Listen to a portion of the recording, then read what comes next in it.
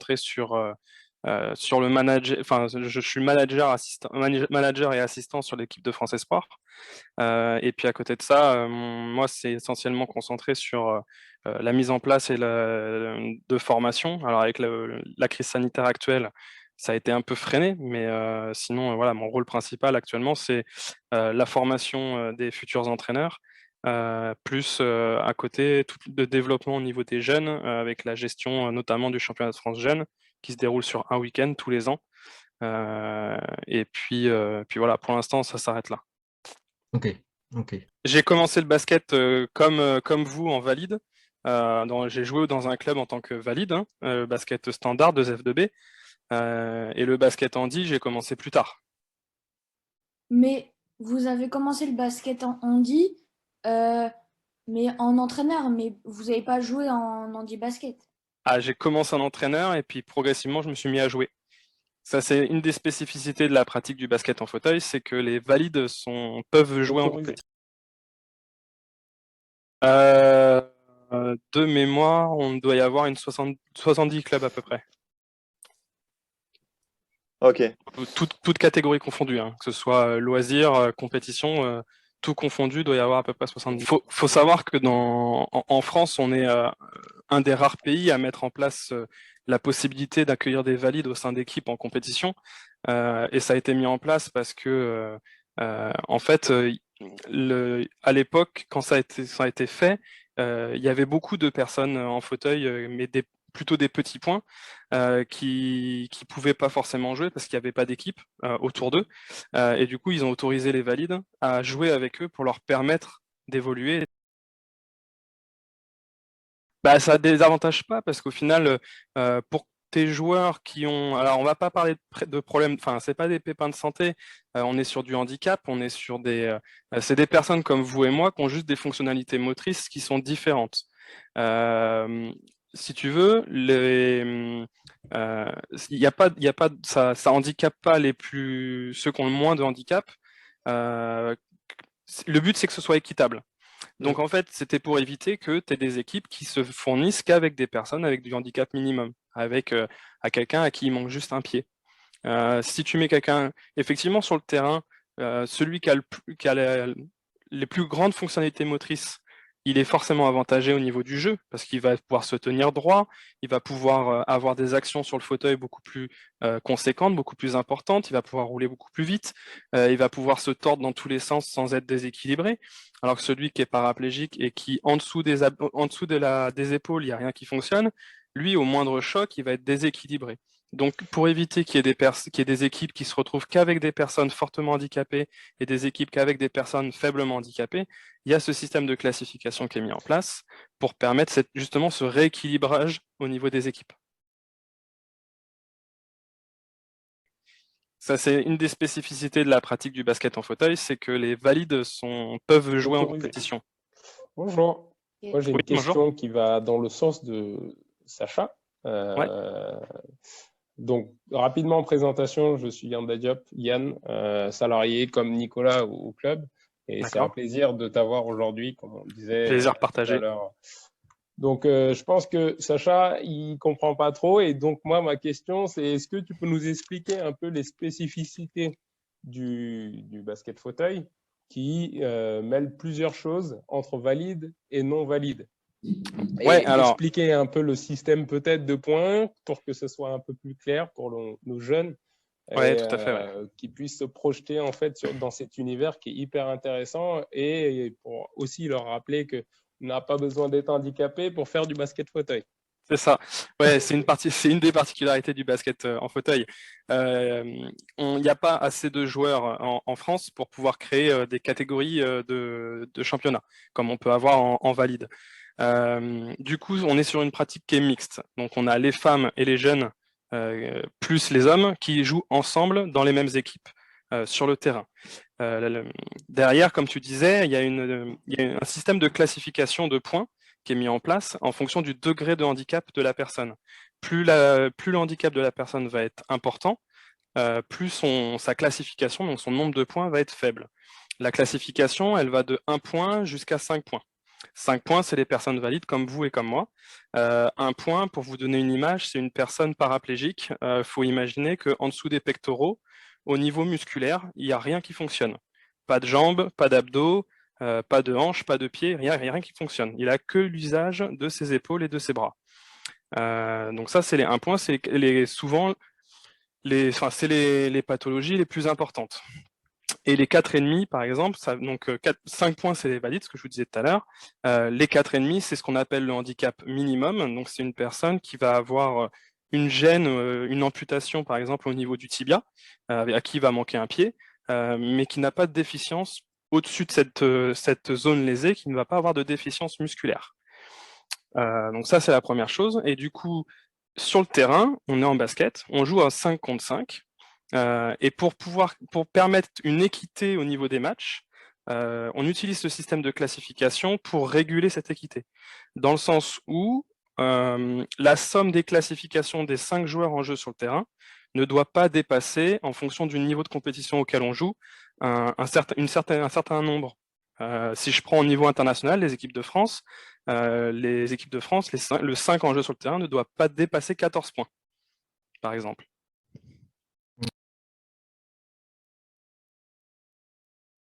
Nous, derrière, au niveau des jeunes, parce qu'il y a, comme vous avez compris, il n'y a pas de championnat jeune aujourd'hui. Tout le monde joue ensemble. Du coup, on a mis avec la commission, ça fait des années que c'est en place. Il y a un championnat jeune qui s'organise sur un week-end en fin d'année, entre mai et juin, sur le week-end banalisé, je ne sais plus lequel c'est, Pentecôte ou l'Ascension, je ne sais plus, je sais jamais. Et voilà, sur un week-end, sur 3 jours, on a un championnat jeune où on a des équipes donc là, c'est des régions. Hauts-de-France, Île-de-France, Bourgogne, PACA, Occitanie, Nouvelle-Aquitaine, Bretagne, Pays de la Loire, qui se retrouvent en fait sur un week-end, sur un lieu, pour faire un tournoi. Changer. Il y a des choses qui vont changer, mais au niveau tactique, parce que la manière de jouer est légèrement différente du fait du fauteuil. Mais sinon, après, c'est assez ça ressemble énormément aux entraînements valides. Hein.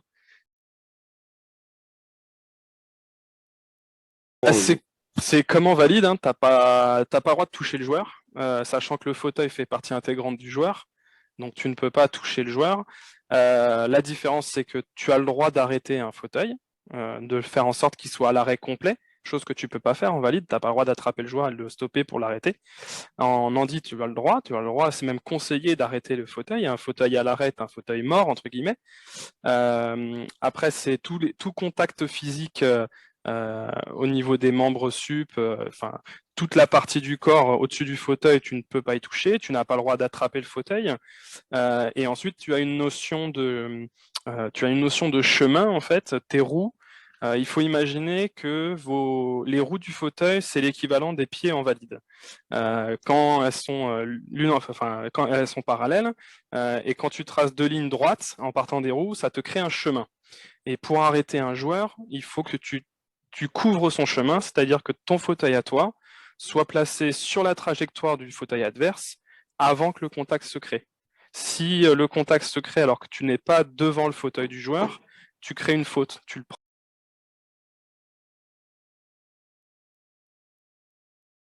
Alors le règlement en handi, c'est, je disais, exactement le même qu'en valide. Donc on est sur le même nombre de points, on est sur les mêmes dimensions, les mêmes hauteurs de panier, le même nombre de fautes d'équipe, etc. Tout le règlement est identique à celui du valide. Ce qui va changer, c'est des règles liées spécifiques au fauteuil.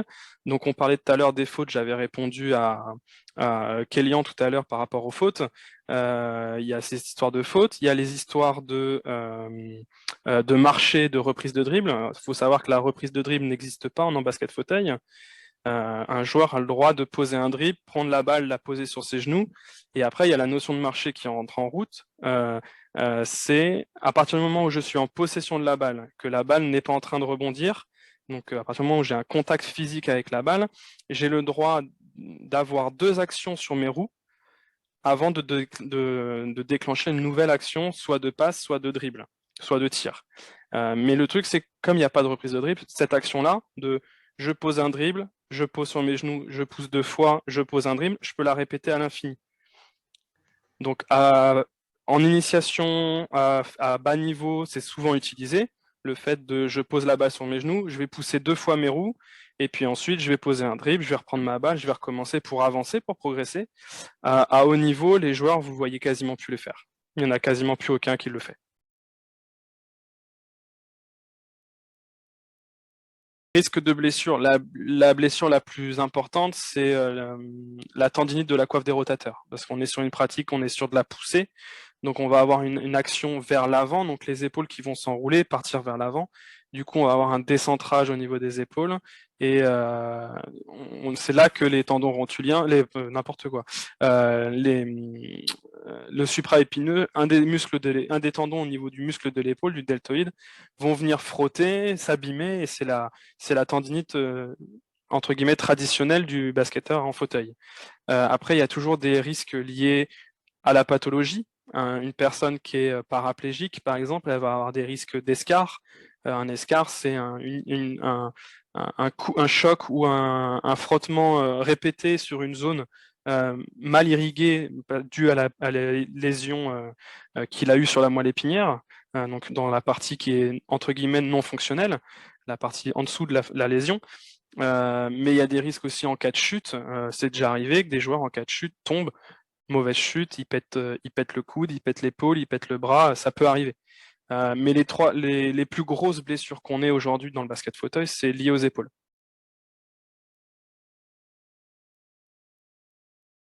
Énormément, il y a énormément de différences.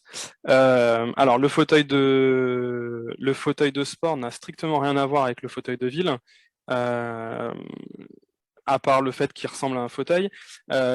Première chose, vous avez ce qu'on appelle une roue antibascule à l'arrière, chose que vous n'avez pas ou très très peu sur des fauteuils de ville. La roue antibascule, c'est un point de sécurité qui empêche le fauteuil de basculer vers l'arrière. La deuxième chose, je vais essayer de retrouver, une image, je dois en avoir une.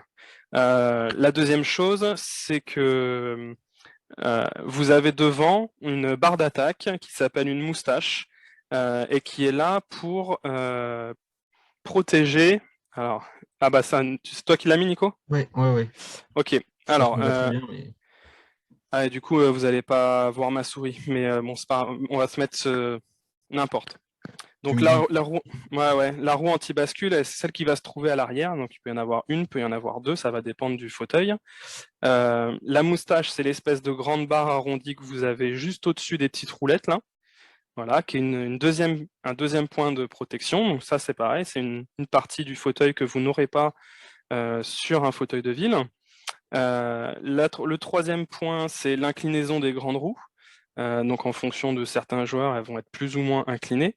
Donc troisième point de sécurité, mais aussi qui donne un avantage qui permet au fauteuil de tourner plus ou moins vite, sur lui-même, je parle.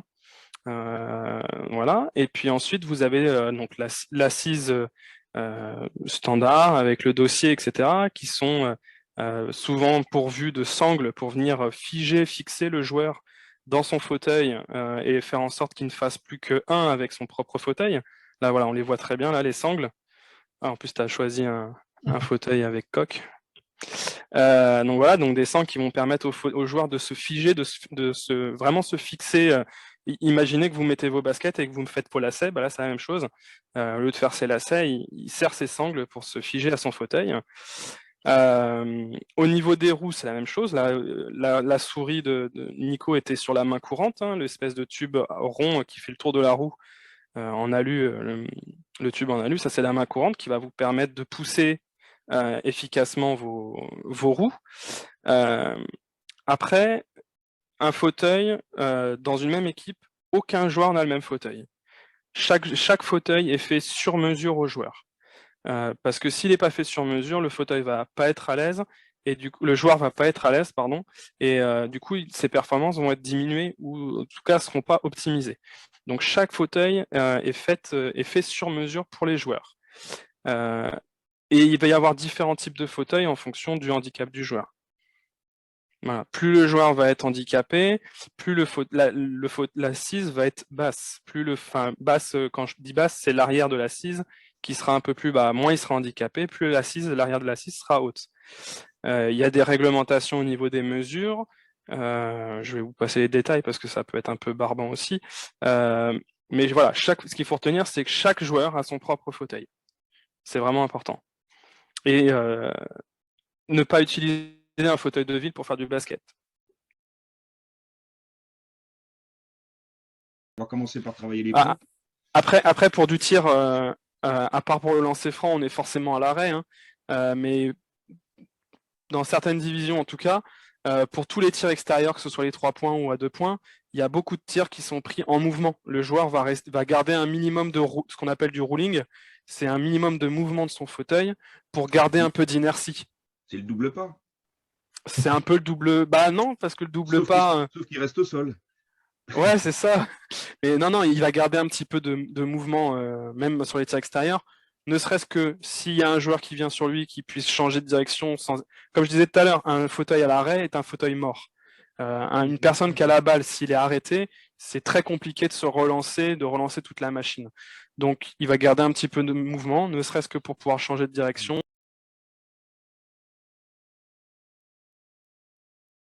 Oui, ça arrive, ouais. Ah, c'est Oui, moche. ça arrive. Bah oui, c'est moche. Mais oui, ça arrive. Et Ah oui, du coup, c'est malheureusement. sanctionné. Ah bah oui, du coup, c'est Ok. sanctionné. Bah oui, Grande roue. Alors, quand tu prends l'image d'un fauteuil, tu as les 2 petites roulettes à l'avant et tu as tes grandes roues. Les roues qui ne doivent ni toucher ni franchir la ligne, c'est les grandes. Donc, tu as ok. quand même une petite marge. C'est pas, voilà, tu as quand même une petite marge. Mais tes petites roues de devant, tu as le droit de les placer devant la ligne. Ça compte pas. Mais ouais, c'est les grandes roues qui doivent pas toucher la ligne. Donc, des fois, ça peut arriver. Alors, tu t'essayes de faire en sorte qu'avant que au moment où l'arbitre te donne la balle, et avant de commencer ta routine avant de shooter, tu stabilises ton fauteuil, tu le mets bien à l'arrêt, tu fais en sorte qu'il bouge plus, et ensuite tu commences ta routine.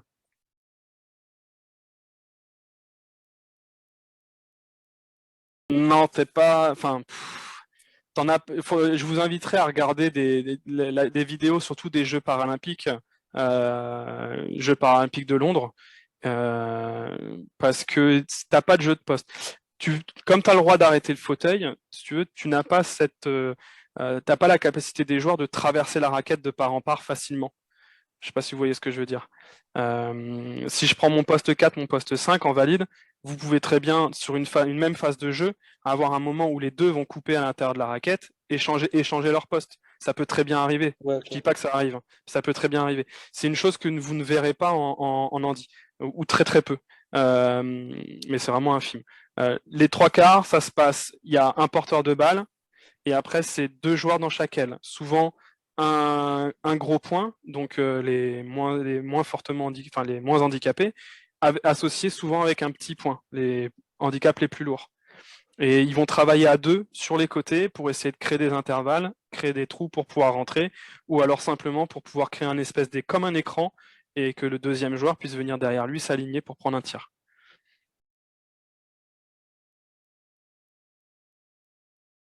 On a nos sélectionneurs français sur les équipes de France féminines, espoir et masculines, voient régulièrement les joueurs dans le championnat, et puis après ils les appellent et on les regroupe sur des stages, et après on fait notre sélection. Après, honnêtement, j'ai pas d'infos, je sais pas trop comment ça se passe en équipe de France avec dans la Fédé valide, mais ils sont repérés, et, on les connaît tous.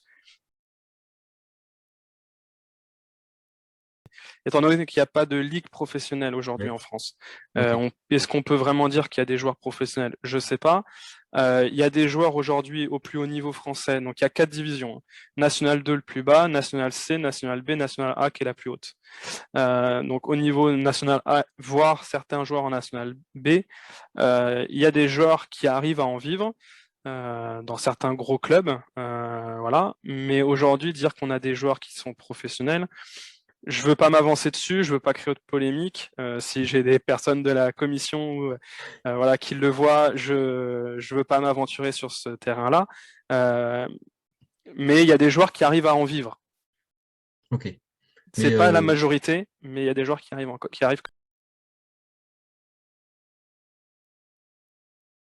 La prépa à haut niveau, la prépa physique, elle est, mais comme en valide, hein, ta préparation physique, elle est toujours individualisée en fonction du joueur. Tu as toujours, souvent sur des sports collectifs, tu as souvent une trame de fond, mais après, il y a toujours des spécificités, effectivement, en fonction des handicaps. Mais les préparateurs physiques à haut niveau, ils restent figés sur enfin pas figés, ils restent ouverts sur le fait que chaque atelier peut être aménagé et adaptable en fonction du handicap de la personne. Donc, il y aura pas de différence. Les différences que tu vas avoir, c'est effectivement, tu vas pas demander à quelqu'un qui n'a zéro fonctionnalité motrice au niveau de ses abdos, tu vas pas lui demander de faire des abdos ou du gainage en planche, il pourra pas le faire. C'est deux choses complètement différentes. Ton ami, il joue avec la fédération de sport adapté. En fait, il y a deux fédés au niveau du handicap. Tu as la Fédération française handisport, celle à laquelle moi je suis rattaché, et tu as la Fédération française de sport adapté. La Fédération française handisport, on est sur du handicap moteur et sensoriel. La Fédération sport adapté, on est tout ce qui est handicap mental et psychique. C'est deux fédérations complètement différentes.